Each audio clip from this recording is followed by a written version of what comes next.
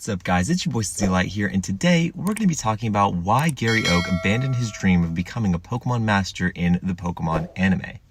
Now, from the very beginning in the first episode of the anime, Gary Oak sets out on his adventure before Ash because he did not oversleep, unlike our main character. He gets his first Pokemon, and before heading out, he announces to the town of Pallet that he is on his way to become a Pokemon Master and that he will make the town known all around the entire world. Now, throughout Ash's journey in Kanto, we see very little of Gary. We see him here and there sometimes, mainly to just dunk on Ash. And then we see near the end that he's acquired a lot of badges, some of which don't necessarily look like they're the Kanto badges, but it is what it is. He acquires 10 badges, apparently. And then we see that he competes in the Indigo League alongside Ash.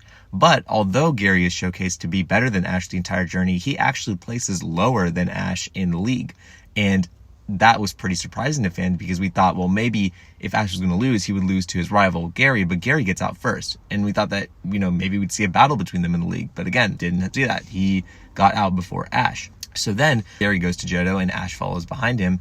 And in Johto, we see a little bit of a change in Gary. He's not traveling with his entourage like usual. When we see him in the Ilex Forest, he's just traveling there with a single Hoot Hoot by his side, which of course he rented to get through the forest. But there's already a little bit of a change in his demeanor, whereas he used to be a lot more bragging and a lot more arrogant, but now he seems to be taking this journey with a little bit of a different perspective. So we go through Johto, and again, don't see a super whole lot of Gary. We see him here and there, and then we get to the Johto League where we actually have Ash and Gary's first official battle. Before the battle takes place, we have an entire storyline where we learn that Ash has always lost to Gary in everything. He's never beat him. The closest he's ever gotten was when they tied in a race to find this rusted Pokeball, and that Gary considered a loss in his own eyes, even though it was a tie, because that's the level of disrespect he had for Ash. So when it came to their 6v6 battle in the Silver Conference, and Ash defeats him, that flips a huge switch for Gary. And immediately following this battle, probably I think like the next day, he announces that he is no longer pursuing his dream of becoming a Pokemon Master, and he will instead become a Pokemon researcher like his dad. So this loss to Ash had such a drastic effect that it caused him to switch his entire goal. But it wasn't just the loss to Ash itself.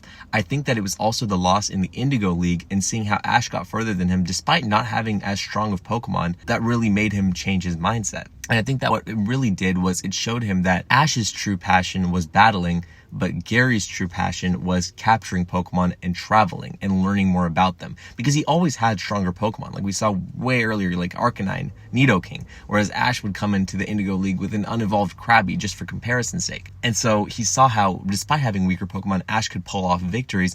Whereas even though he had strong Pokemon, he didn't really have the passion for battling. And it kind of made sense in the storyline with his grandfather being Professor Oak that he would follow in his footsteps. His grandfather already has been established as a Pokemon researcher, and now Gary has the ability to follow that precedent and really find his true passion. And I think that this was great for the writers to do as well, because obviously they couldn't have Gary be the rival in every single region, but he was still a great character. So making him a researcher was a great way to make him a recurring character, where we saw appearances from him in notably Sinnoh, where he had an Electivire, and then back in Journeys, he actually became a recurring main character in that alongside the Project Mew storyline. So it was a really great way for Gary to kind of pivot and find his true passion and then come into the final series and serve a big role there and kind of mentor Go, who was a character that was really lacking a lot.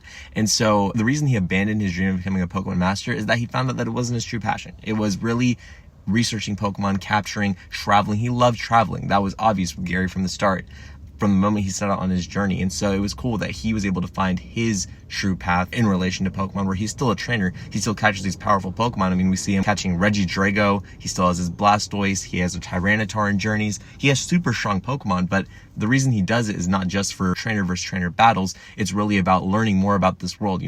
Project Mew, finding these legendary Pokemon, learning more and researching is where his true passion was. And so that's why he abandoned his dream of becoming a Pokemon Master, because he realized that Ash could do that. Ash was the one that could bring glory to Pallet Town, as he did. He beat Leon and won the Pokemon World Championships, and in the milliseconds following his victory, it was announced that Ash is from Pallet Town and he is a brand new world champion. So he knew that Ash could bring glory to Pallet Town in that way, and he could do something a little bit more unique in his role as a Pokemon researcher. So that's why Gary decided to pivot his goals and switch to a Pokemon researcher. It made sense for him as a character, following in his grandfather's footsteps, and it also made sense from a writing standpoint to still have him be a recurring character where he now had more respect for Ash after losing to him and had a semi-different goal, so he didn't have to continue being a rival the entire time. But yeah, those are kind of my thoughts on the situation with Gary and where they take his storyline. Let me know what you guys think about his character in the comment section below. It's me, Voices Eli. I'll see y'all next time. Peace out.